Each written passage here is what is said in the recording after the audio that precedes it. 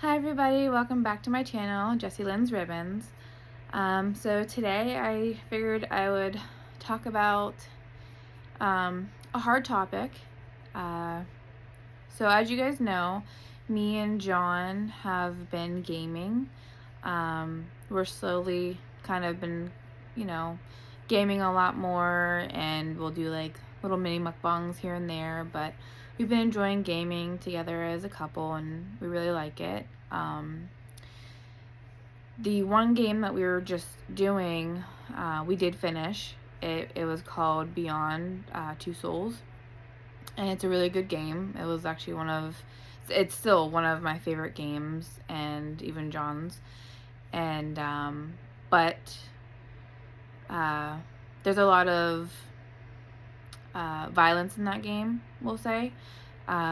Certain tools for violence are used in that game, and we had a recent severe tragedy in our community, and it happened at the hospital that I get my infusions at, the hospital that I will be receiving my radiation at, and the hospital that everyone that I live around and everything go to. It's even the hospital that John took his patients to, where he did his paramedic, what would you call it? Student time. His student time. He's with me. This is really hard. His student time at. So he knew all the nurses, doctors, not everyone, but he knew most of them, and he's really good friends with them. Well, becoming good friends with them, and then he had to, obviously, as you guys know, he had to leave literally a month before graduation. So what happened, we had a shooting at the hospital. It was national news, and we had a fallen officer, Andrew Duarte. I'm not good with names, you guys, and I do smile and I laugh at serious situations because I get nervous, and that's just my coping mechanism. John's is crying, but it is what it is. He is a true hero. He saved so many lives, nurses, patients, police. Like he did what he did. He stepped in the line of fire, and so may he rest in peace, and please say prayers for him and his family, and we are all blessed for him.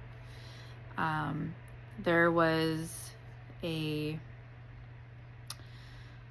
hostage situation. A man, if you want to know, I'm sure you can search. If you really care, you can go and you can search what I'm talking about. Again, it was national news, and if you're doing it out of kindness of your heart because you want to know, then that's amazing. If you're doing it because you're being creepy, that's really messed up because it's a serious situation. But it tells you all about it on the news channels. But a man came into the hospital, to the ICU on the second floor, which I just want to point out real quick, that is 30 feet. If you go straight through a wall, 30 feet from my infusion center, 30 feet from where my children sat in the waiting room, 30 feet from where John would be with me for my chemos, and from all the patients. So it hits close to home because it was 30 feet, and I don't know if I can say this on YouTube or not, but bullets can make it through walls. They can make it through a lot of things. But the point is, this man was able to lie his way into the ICU, and he held nurses hostage. He bound them with wrist ties, and he also held one nurse at gunpoint, and the police came in, and that is when Officer Andrew Duarte got shot. But a little caveat is they were able to neutralize the shooter as well, and the nurse that he was holding to gunpoint, she was okay. Now, there was 6 people in total shot, and only one had passed away, which was the officer. So, And the shooter. and the shooter. But you believe what you believe, I believe what I believe, and it is what it is. I mean, there's 2 sides to that. It's like some people can say, good, good that he's gone for what he did. And other people can say, well, I wish he would have rotted in jail for the rest of his life. So there's always both sides, and I believe in God, and I believe that everything happens for a reason, and if what happened to him is what happened to him, so I'm gonna listen to whatever God had to say. So, and that's what he had to say, so that's how it was. But it was really emotional for everybody. They had shut down the ICU. They got everybody out of there. They brought in crisis for everyone who had seen it. Again, the ICU, it's all glass, like all glass doors, meaning all of the patients, and if they had loved ones with them at the time, they all saw it. So it was a lot. And if I say anything incorrectly, you can correct me. Apparently I did not. So they have since reopened, and they're allowing 3 people, like, so 3 rooms. They're allowing patients to come in just to see how it goes, and nurses and doctors from around everywhere have come in to help, while the nurses and doctors that went through what they went through can I guess cope and recover and get the help they need. Like, you can hear John, and it's trauma, and they're gonna go through that for a long time.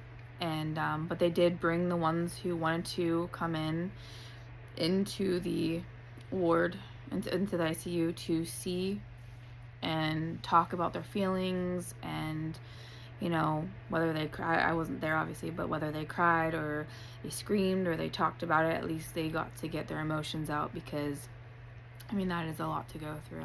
So that brings me back to, that is why that night on our game, we were struggling with finishing the certain scenes, and we were just trying to rush through them, and it was just really hard. Luckily, it was one scene, we were able to get through it very quickly, and then it was able to end, and we were able just to go through credits and then have fun after that, and not have to be reminded, because it literally happened that morning, and we weren't expecting we thought the game was going to be a calming game, and it turned out to be, it was more high anxiety than it was anything else. But we weren't expecting it, because the first scene we played was calm, and then the next one was bam, it was that, and we weren't expecting that. So that was the reason why everything turned out the way it did that night on live. So if you watched the video, if you didn't, you can go ahead and go watch it if you want to. We did mention this there. That was before we had more information. Now there is even more information, but you can go watch the news if you want to for that, if you can find it.